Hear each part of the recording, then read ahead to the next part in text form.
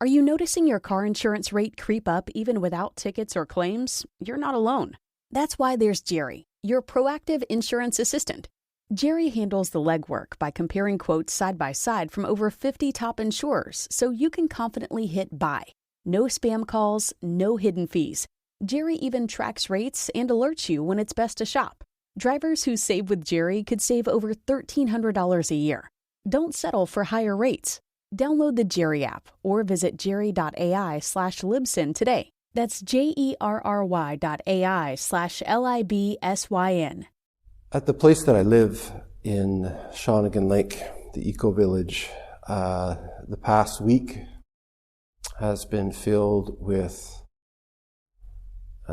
all things spring. And up there it includes the birthing of lambs.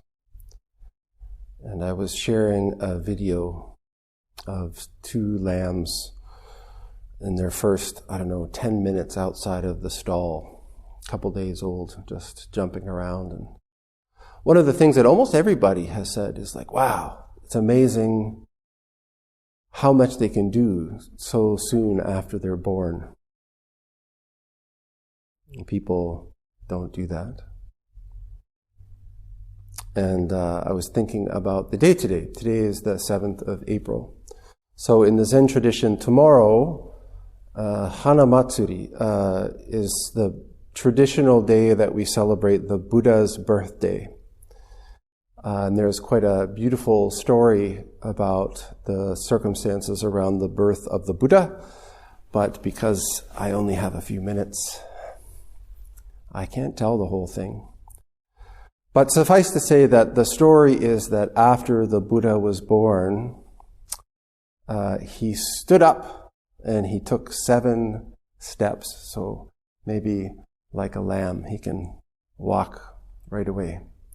He took 7 steps and he pointed one hand up to the sky and he pointed one hand down to the earth and said, "Under the heavens and on the earth, I alone am the world-honored one."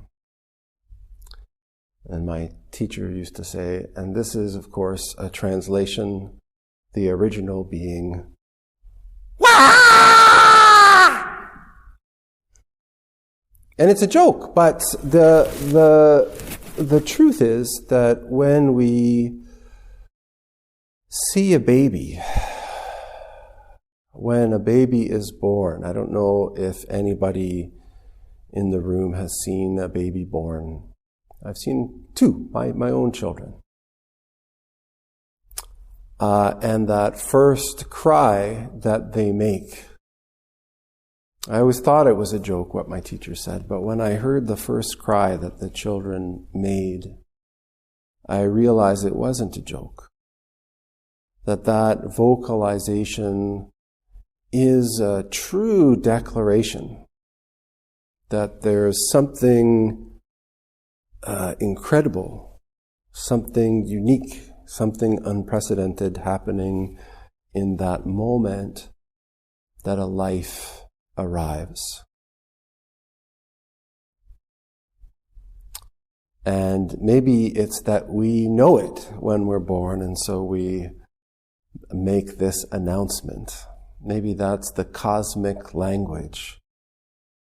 Maybe that is an accurate translation of what it is that we're saying. Under the heavens and on the earth, I alone am the world-honored one. Buddhism is spoken of as the tradition or the practice of awakening, waking up, and realizing, manifesting Buddha nature. And this teaching points to the nature that is inherent within all things, that we are not separate from any other thing in the cosmos, that we construct all of these boundaries, all of these limitations, all of these stories within our minds, walls of the mind, and they're provisional. They allow us to walk through our lives. They allow us to function in family units and in societies and in companies and in schools. They allow us to move safely through the world. But fundamentally, these boundaries, these insides and outsides, from the perspective of Zen, are illusory. We make them up. And then in the process of living, in the process of filling in those lines, we create notions of self, of identity, of family, of nationhood, of gender, of sexuality, of you can fill in the blanks for whatever the particular lines you want to create. And then the longer we sort of reiterate these stories, the more they become real in our minds.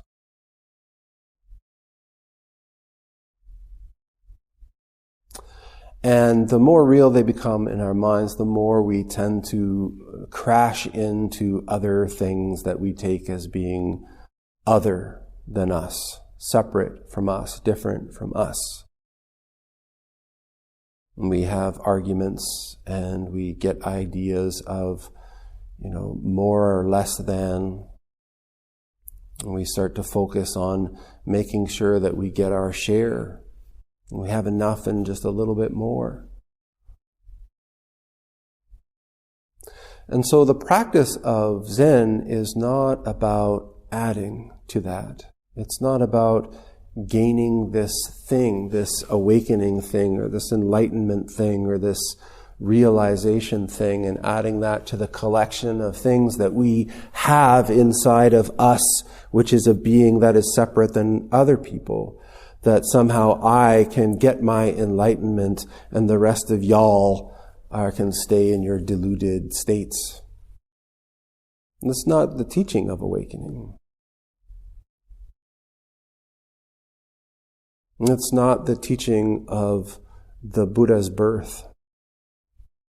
It's easy to sort of religify this story of the Buddha's birth, where the historical Buddha, this person 500 BC, rose after being born and took 7 steps and pointed to the earth or the heavens and pointed to the earth and said, "Under the heavens and on the earth, I alone am the world honored one." And we can hold that being as separate from us and say, "Oh gosh, I'm going to work really hard so that I can be like that." Or, "Oh gosh, I've really got to meditate so that I can shed my delusions and be more like that guy."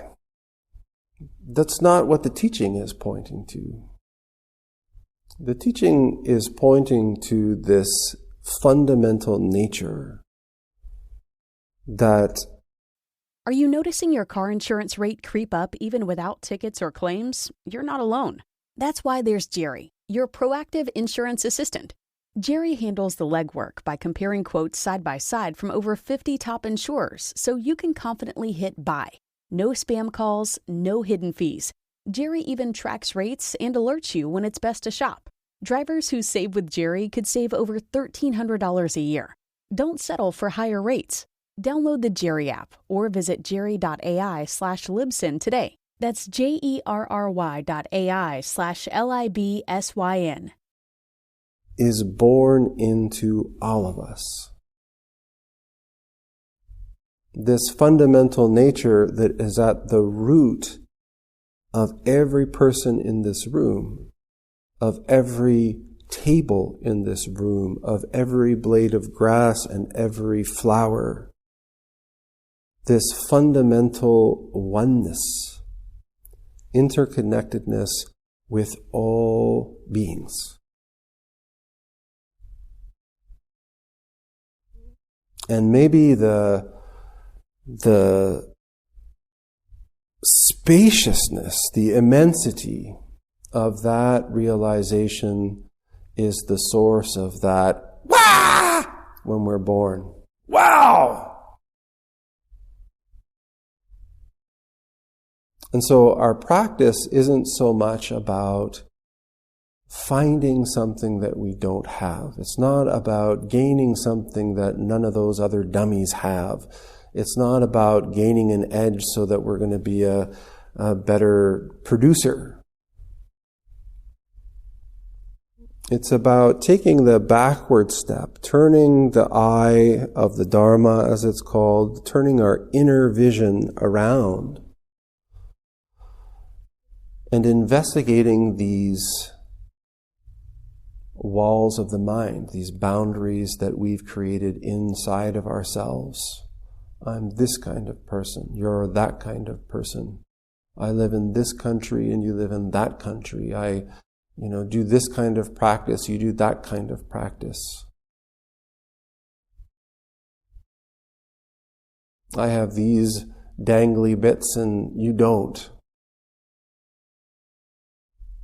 Looking through that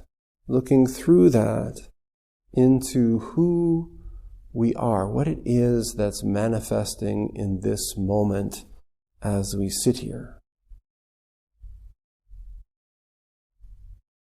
Realizing, not just with our brain, but at our deepest depths, the intimate relationship that we have with every other being in this cosmos. In Buddhism, the core teaching is something called pratitya samutpada, which means interdependent co-arising. The sort of model is that this whole cosmos is one. Emptiness is not a void, but a complete absence of differentiation. A state in which all things are present and completely undifferentiated. But that doesn't stay. There's an activity.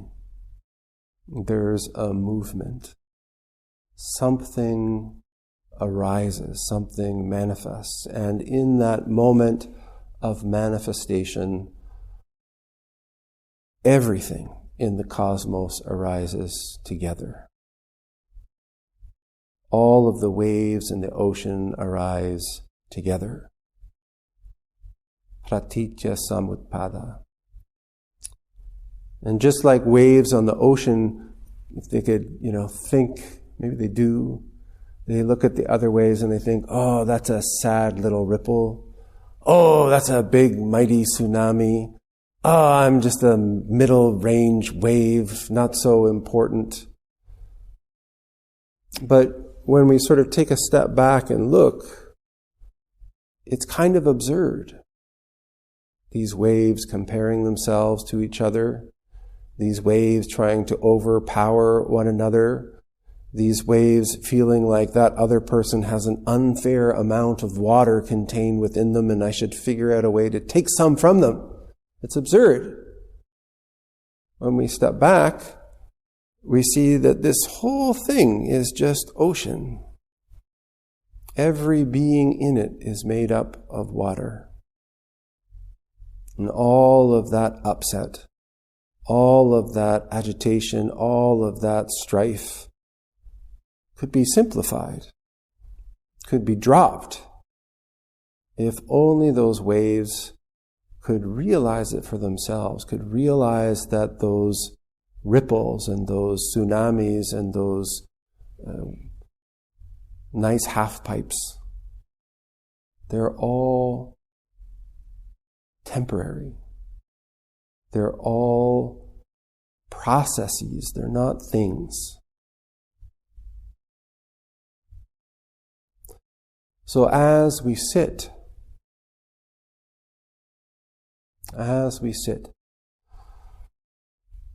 sometimes I think people think about the relationships that they're in. They think about the job circumstances that they're in. They think about the political climate that they're in and how we can go about living there in a more harmonious way. So we start to strategize and try to figure it out.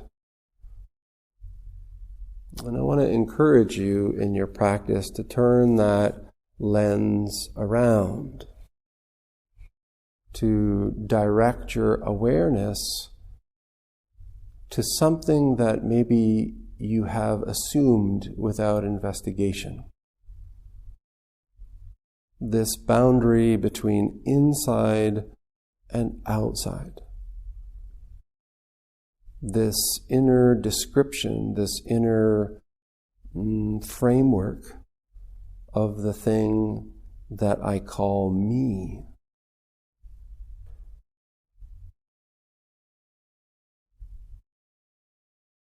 Under the heavens and on the earth, I alone am the world honored one.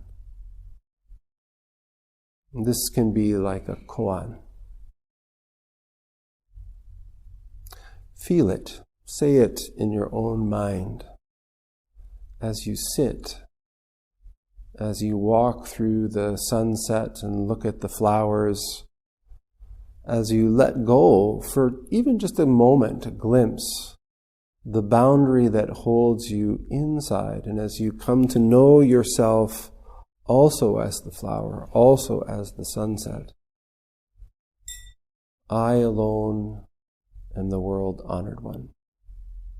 If you've made it this far and you're still listening, you know what to do. Like this episode, leave a comment, share it with one person you feel might benefit from it. Subscribe if you haven't already. It costs you nothing, but it's how this podcast keeps going. Thanks for practicing with me.